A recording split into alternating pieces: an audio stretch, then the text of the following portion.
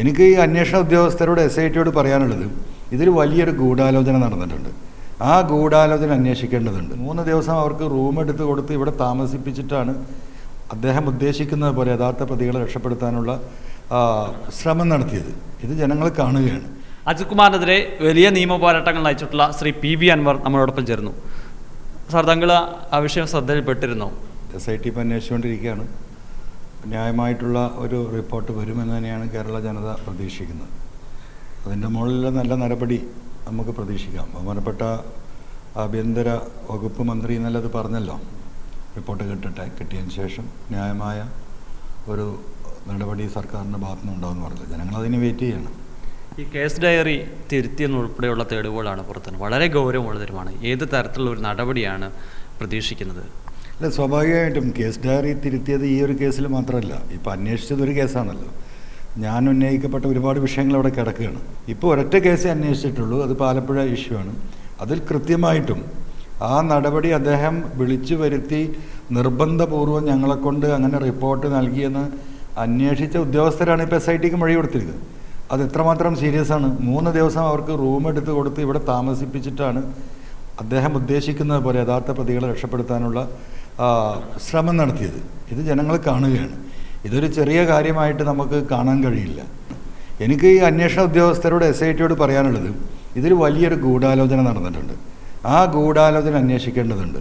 സ്വാഭാവികമായിട്ടും political secretary P ശശിയുടെ നിർദ്ദേശവും അദ്ദേഹത്തിൻ്റെ ചർച്ചയും അദ്ദേഹത്തിൻ്റെ ഇൻവോൾവ്മെൻറ്റും ഇവർ 2 പേര് നടത്തിയ ഗൂഢാലോചനയാണ്. അജിത് കുമാറും പൊളിറ്റിക്കൽ സെക്രട്ടറി P ശശിയും സംയുക്തമായി നടത്തിയ ഗൂഢാലോചനയുടെ ഭാഗമായിട്ടാണ് ഈ DYSPയോട് ഈ ഒറിജിനൽ റിപ്പോർട്ട് തിരിച്ചിട്ടുള്ളത്.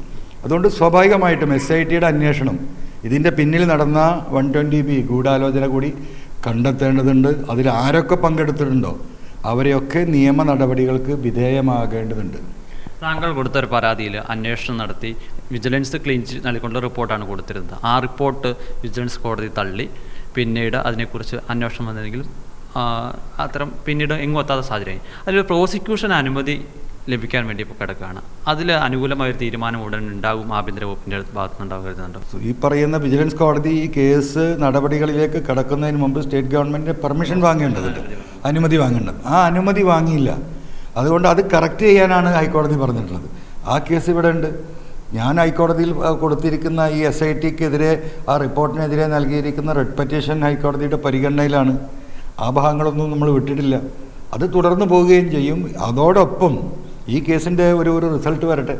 അതിനുശേഷം വ്യക്തമായി ഞാൻ അന്ന് നൽകിയ പരാതികളിൽ ഉന്നയിച്ച ഈ പറയുന്ന സ്വർണ്ണക്കള്ളക്കടത്ത്, മരംമുറി, റിദാൻ ബാസിൽ കേസ്, മാമി തിരോധാനം ഉൾപ്പെടെയുള്ള തൃശ്ശൂർ പൂരം കലക്കൽ ഉൾപ്പെടെയുള്ള വിഷയങ്ങളിൽ ഒരു ഇതൊരു പുനരന്വേഷണത്തിലൂടെയാണല്ലോ ഇപ്പോൾ ഈ വിഷയം വന്നത് എന്നതുപോലെ പുനരന്വേഷണത്തിന് ഗവൺമെൻറ്റിന് നമ്മൾ പരാതി കൊടുക്കുന്നുണ്ട്.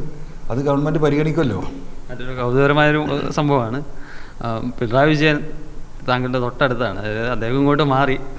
താങ്കൾ അതെ ഏതാനും മീറ്ററുകൾ അടുത്താണ് താമസിക്കുന്നത്. അല്ല, സ്വാഭാവികമായിട്ട് ഇത് അവിചാരിതമായിട്ട് അദ്ദേഹം താമസിക്കുന്ന വീടിൻ്റെ തൊട്ടടുത്താണ് ഞാൻ ഫ്ലാറ്റ് എടുത്ത് താമസിക്കുന്നതേ ഉള്ളൂ. അതിൽ മറ്റൊന്നുമില്ല. എന്തായാലും നോക്കിയാൽ കാണുന്ന ഡിസ്റ്റൻസിൽ തന്നെ ഞങ്ങൾ 2 പേരും ഉണ്ട്. അദ്ദേഹത്തെ ഇപ്പോൾ പ്രതിപക്ഷ നേതാവാക്കിയിരിക്കില്ല. ആ പാർട്ടിയെ തകർക്കണം, ഇനി ബാക്കിയുള്ളതും കൂടി തകർക്കണം എന്ന തീരുമാനത്തിലാണ് കേന്ദ്ര കമ്മിറ്റിയും ഒക്കെ. സ്റ്റേറ്റ് കമ്മിറ്റിയൊക്കെ ഈ പറയുന്ന ജില്ലാ കമ്മിറ്റികൾ, ഏരിയ കമ്മിറ്റികൾ നടക്കുന്ന ചർച്ച എന്താ? ഞാൻ അന്ന് പറഞ്ഞ കാര്യം ഇന്ന് ഈ സ്റ്റേറ്റ് കമ്മിറ്റിയിലും ജില്ലാ കമ്മിറ്റികളിലും ഈ പറയുന്ന ബ്രാഞ്ചിലൊക്കെ ചർച്ച നടക്കുകയാണ്.